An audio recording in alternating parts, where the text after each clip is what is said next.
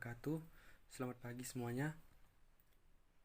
Saya dari kelompok 2. Perkenalkan, nama saya William Mitorik. Di sini saya sebagai moderator. Adapun rekan-rekan saya yaitu Albi Tania, Dea Safitri, dan Ilham Saputra. Di presentasi kali ini kami akan menjelaskan analisis kajian pasar uang hijau dalam mendukung stabilitas sistem keuangan di Indonesia masa new normal metode SPAR. Tugas mata kuliah yaitu ini adalah tugas mata kuliah komputer aplikatif dengan dosen pengampu Bapak Rosyadi.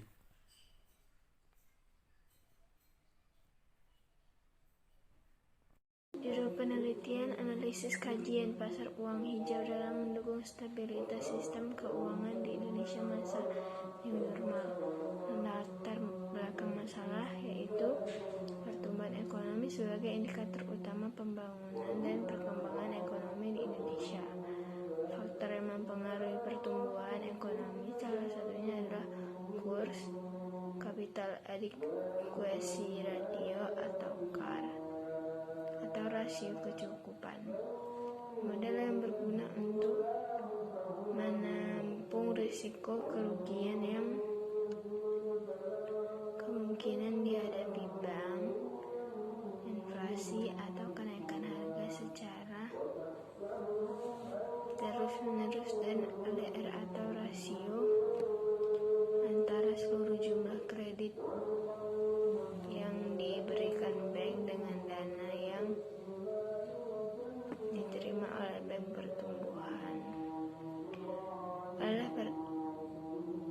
Oleh bank, pertumbuhan ekonomi di Indonesia terus meningkat dari tahun 2005 sampai tahun 2019, dan pada data kurs mengalami naik turun dari tahun ke tahun.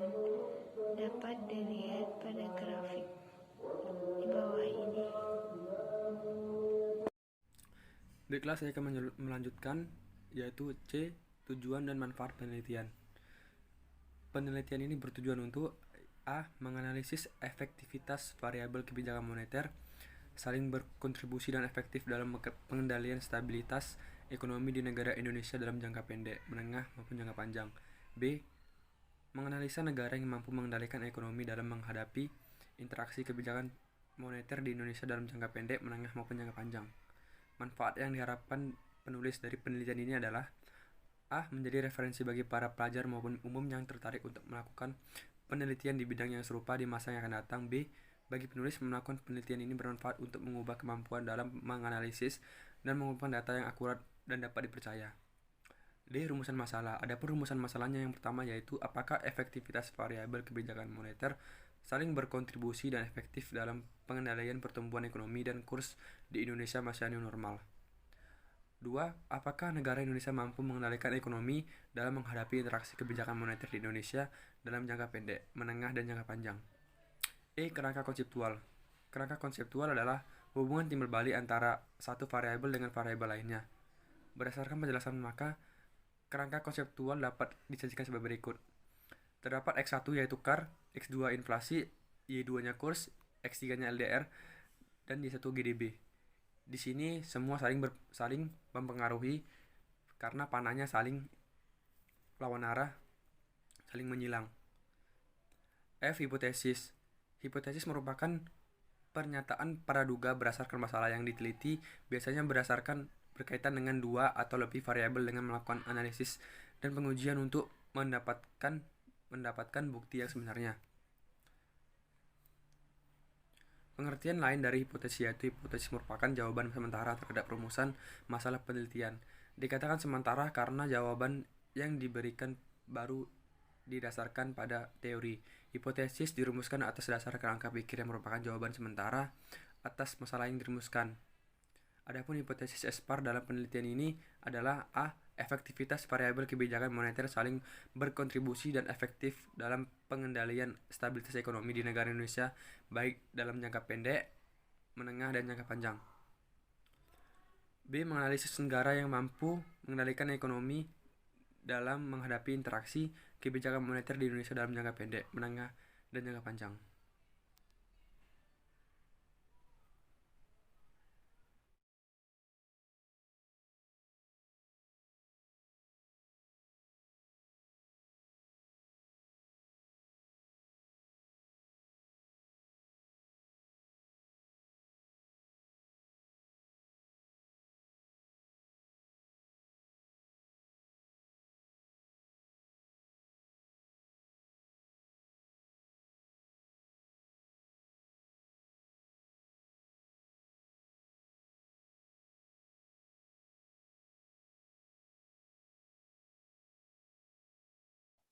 G. Definisi operasional variabel.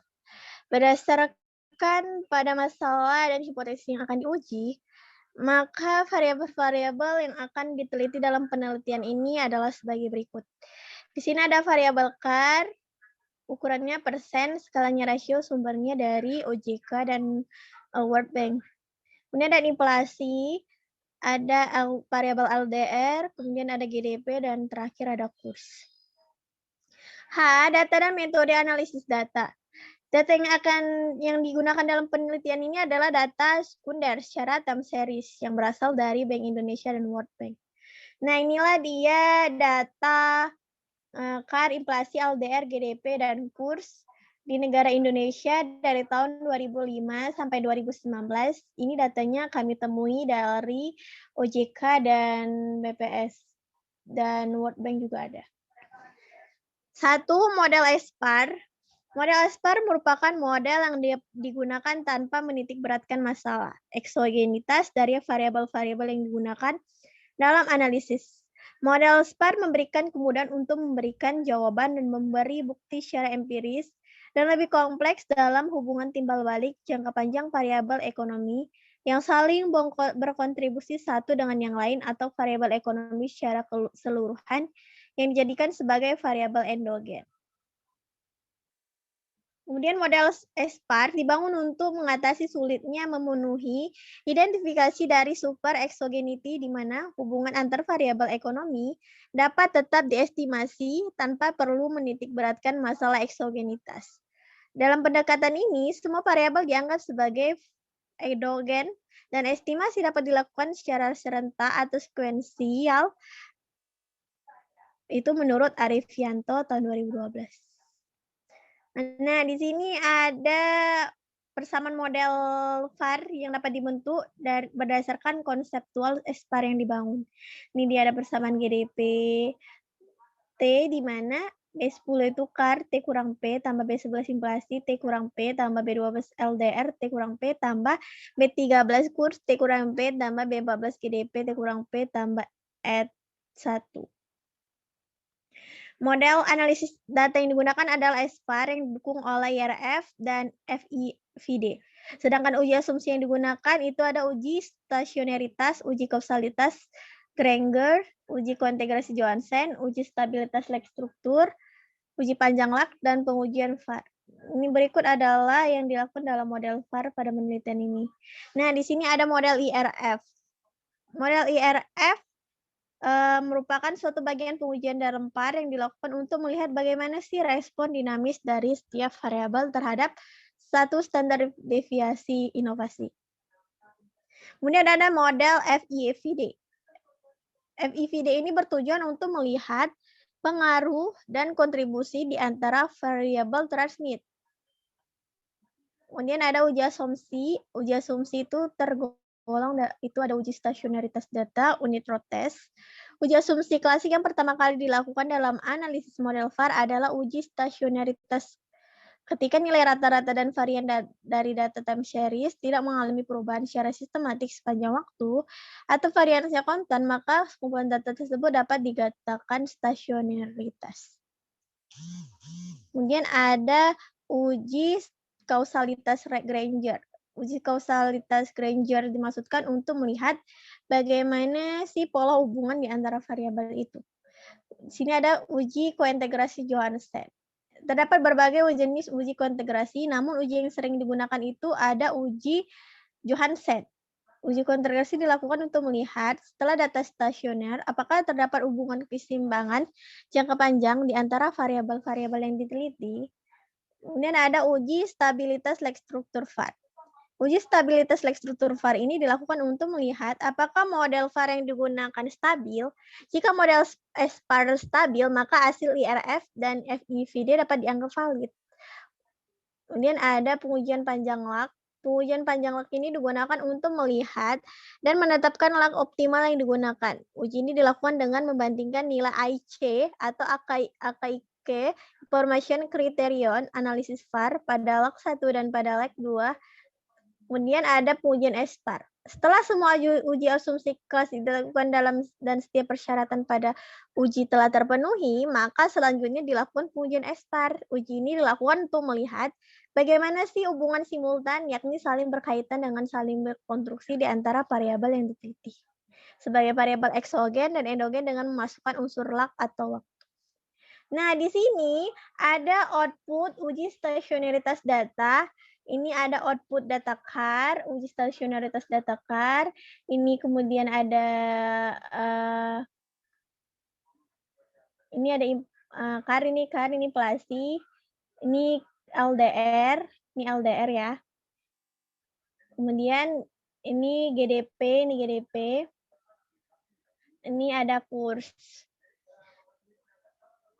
Dia nilainya dilihat dari kalau misalnya nilai augmented-nya lebih kecil, maka dilakukan menggunakan 2 ND difference 2 kali.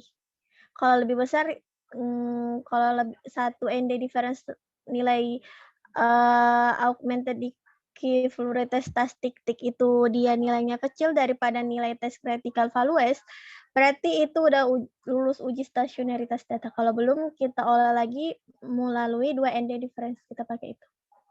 Nah, langkah selanjutnya, nilai augmented decay fluid test statistik, apakah dia lebih kecil atau besar daripada nilai tes critical values? Jika dia lebih besar, maka variabel sudah lulus uji stasionaritas data. Data di atas terlihat bahwa ada sebagian data yang lulus, itu ada data variabel GDP. Kemudian data yang tidak lulus itu ada car, inflasi, LDR, dan kurs. Ini dia ada output uji kointegrasi. Uji kointegrasi car, inflasi, LDR, kurs, dan GDP. Nah, dari tabel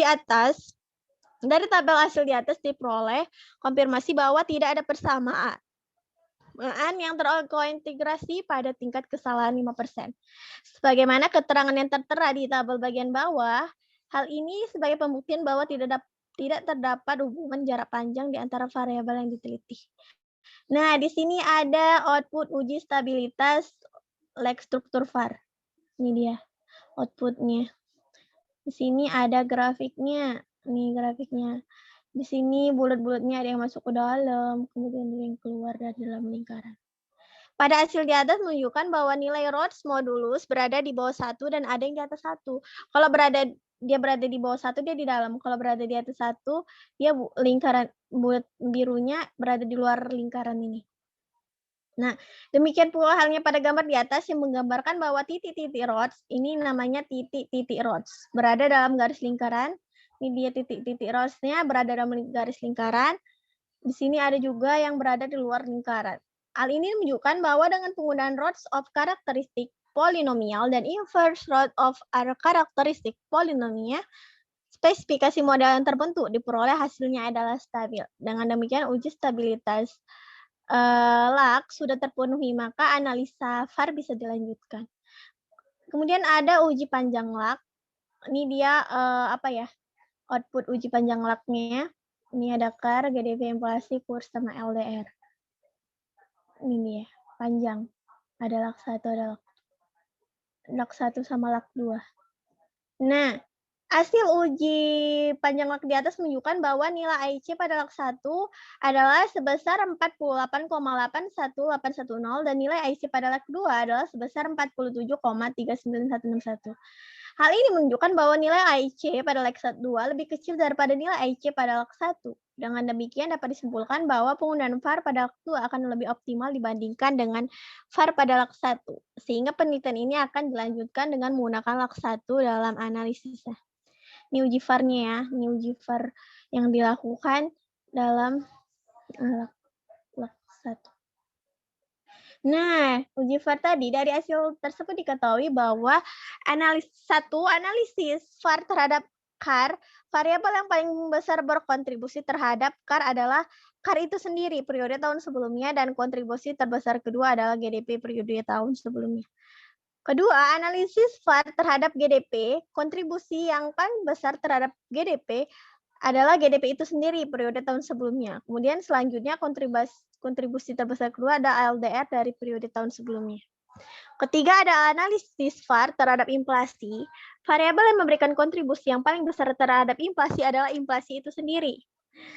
Kemudian periode tahun sebelumnya dan kemudian kurs periode tahun sebelumnya. Analisis VAR terhadap kurs. Kontribusi terbesar terhadap terhadap VAR berasal dari kurs periode tahun sebelumnya, disusul dengan inflasi periode tahun sebelumnya. Di sini ada kontribusi variabel yang terbesar terhadap LDR. Adalah LDR itu sendiri periode tahun sebelumnya, kemudian KAR periode tahun sebelumnya. Nah, di sini ada uji IRF. Ada output data uji IRF, inflasi, KAR, LDR nih ya, dilihat kurs sama GDP juga ada. Ini dia kurs sama GDP. Nah, di sini ada grafiknya. Ini ada grafiknya itu tadi tabel. Berdasarkan hasil respon satu standar deviasi dari variabel KAR dapat disimpulkan bahwa terdapat perubahan pengaruh dari setiap standar deviasi masing-masing variabel. Yang semula positif menjadi negatif, dan begitu sebaliknya, yang negatif menjadi positif dalam jangka menengah dan dalam jangka panjang. Yang terakhir ada uji FIVD. Ini dia output uji FIVD. Ini dia. Ini ada grafiknya. Dari hasil tersebut diketahui bahwa untuk jangka pendek pengendalian KAR hanya dilakukan oleh KAR itu sendiri. Kemudian dalam jangka menengah dan jangka panjang pengendalian KAR selain dari KAR itu sendiri juga direkomendasi melalui LDR. Kedua, untuk jangka pendek pengendalian inflasi dilakukan oleh KAR dan inflasi itu sendiri. Kemudian dalam jangka menengah dan jangka panjang pengendalian inflasi selain melalui inflasi itu sendiri juga direkomendasi melalui LDR dan KAR. Ketiga, untuk jangka pendek pengendalian LDR hanya dilakukan oleh inflasi dan LDR itu sendiri. Begitupun dalam jangka pendek dan menengah. Dalam jangka menengah dan jangka panjang pengendalian LDR juga direkomendasi melalui GDP selain daripada LDR itu sendiri. Untuk jangka pendek pengendalian GDP dilakukan oleh inflasi dan GDP itu sendiri. Kemudian dalam jangka menengah dan jangka panjang pengendalian GDP direkomendasi melalui inflasi. Yang kelima, untuk jangka pendek dan jangka panjang pengendalian kurs dilakukan oleh LDR dan kurs itu sendiri. Kemudian dalam jangka menengah dan jangka panjang pengendalian kurs direkomendasi melalui LDR. Untuk jangka pendek pengendalian kurs dilakukan oleh inflasi dan kurs itu sendiri. Kemudian dalam jangka menengah dan jangka panjang pengendalian GDP selain dari pada GDP itu sendiri juga direkomendasi melalui LDR.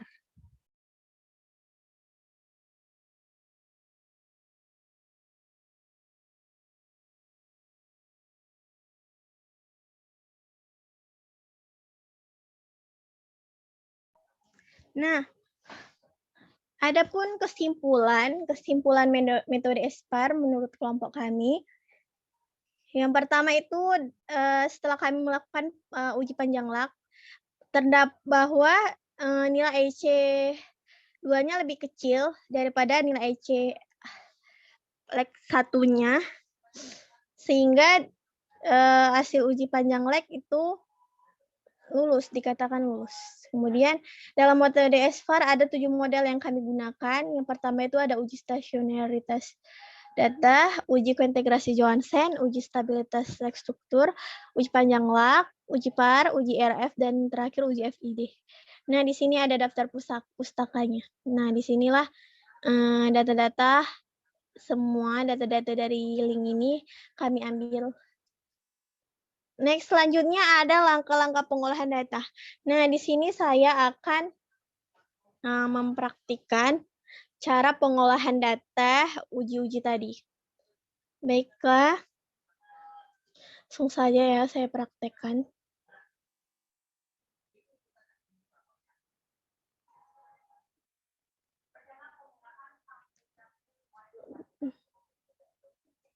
Pertama itu kita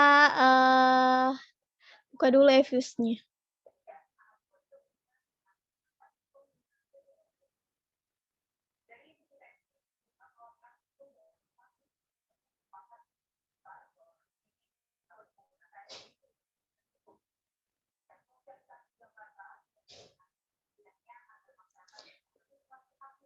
Itu pecah itu, nabrak itu.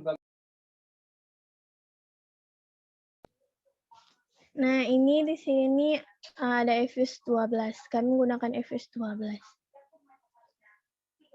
Langkah pengolahan data yang pertama itu kita copy dulu datanya dari MS Word.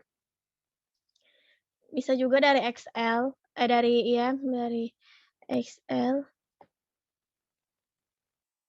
Kita copy dulu ya datanya.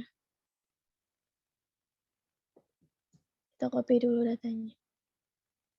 Setelah kita copy datanya, kita pastekan di Fuse 12 tadi. Nah, kita pastekan aja. Next sampai nanti jumpa finish. Nah, finish. Nah, inilah dia tampilannya seperti ini ya. Kita ganti ya, kita ganti klik rename sebelah kiri, klik rename kita ganti. Karena ini kepanjangan sih variabelnya namanya.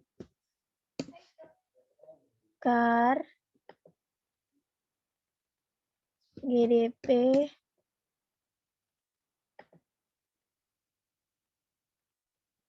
inflasi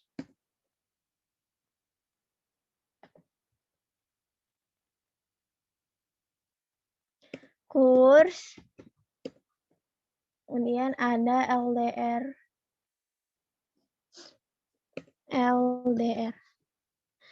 Nah, setelah ini, untuk melakukan uji stasionaritas data, kita harus melakukan double klik itu variabelnya satu-satu kalau uji stasionaritas data. Pertama kan uji stasionaritas data. Nah, kita tinggal double klik variabel car. Nah, ini dia. Setelah seperti ini tampilannya, kemudian kita tinggal klik view, unit road test. Pilih standar unit road test. Oke kan aja. Nah, inilah dia uji stasionaritas data untuk variabel car. Kalau mau outputnya, kalau mau yang lain juga bisa, tinggal sama caranya seperti yang tadi. Double klik aja variabel yang S2 sampai seterusnya.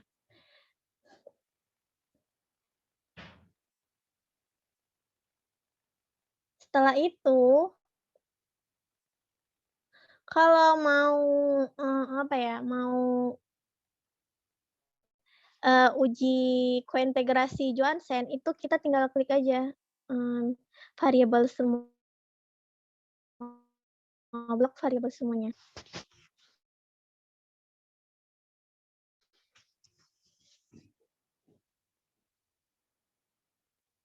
Blok variabel semuanya car inflasi LDR.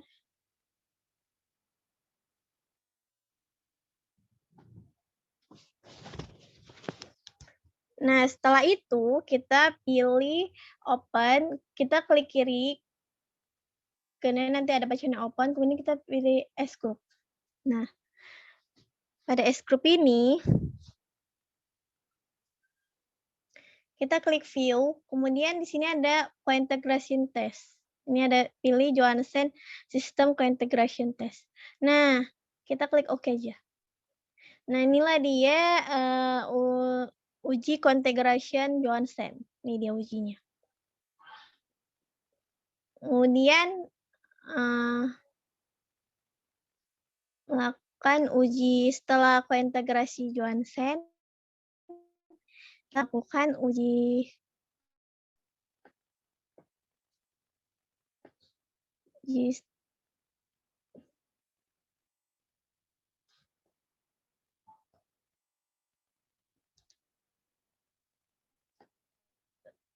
stabilitas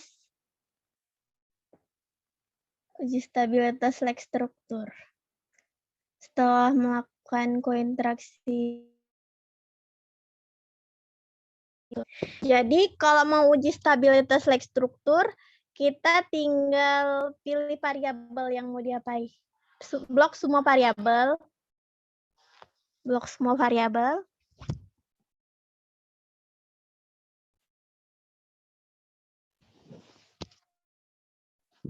Kemudian klik kanan, klik open, kemudian pilih SPAR.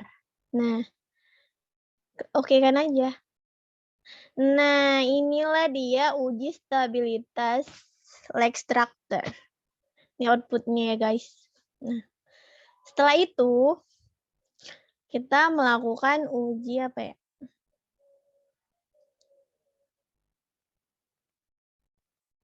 Oh, pada worker var kan udah di blok tadi ya, blok kanan, kemudian pilih view. Pilih view. Nah, ini kan tadi udah outputnya ya, pilih view. Lextractor, kemudian di sini ini arrow table. Nah, di sini ada table daripada uji stabilitas Lextractor. Kalau ingin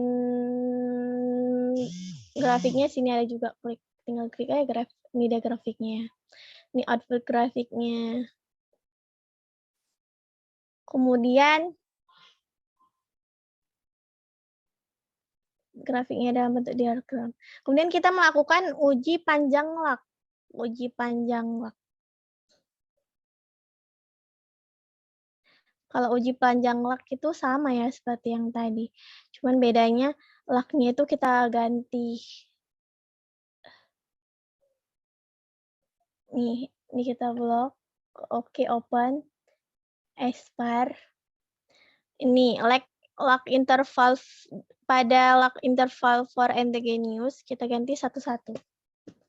Kita pencet aja oke. Nah, ini dia lock satunya guys.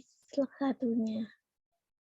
Kalau mau lock 2 tinggal pilih aja gitu, kita ganti. Kalau lock 2 tinggal open lagi, SPAR lagi. Kita ganti aja 1 2. Oke. Nah, ini dia lock 2-nya. Setelah itu kita bandingkan lock 1 lock 2. Yang mana sih yang lebih besar gitu, yang mana yang lebih kecil. Kemudian kita lakukan uji var. Uji var ini kita lakukan pada nilai IC-nya yang terkecil. Uji var. Ini kan udah nih ya. Ini udah diujikan. Kemudian kita ini uji var-nya yang nilainya terkecil di lock-nya 1 2. Kemudian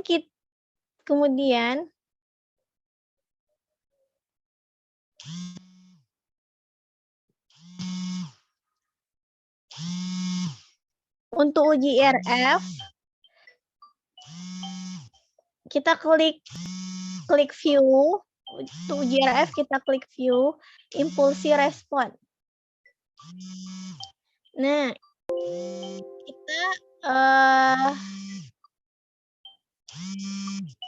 kita harus pilih salah satu sih. Kita pilih car.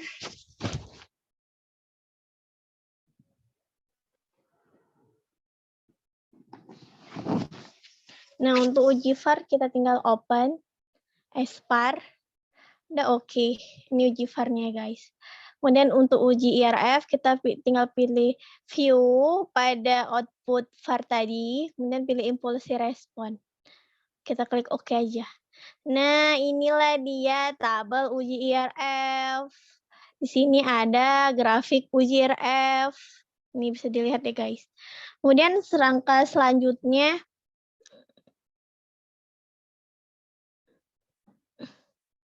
ada uji FEVD.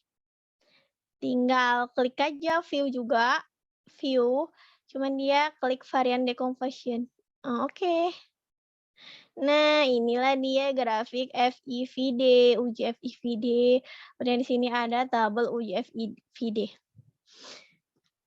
Nah, itulah cara pengolahan data yang kami tampilkan tadi.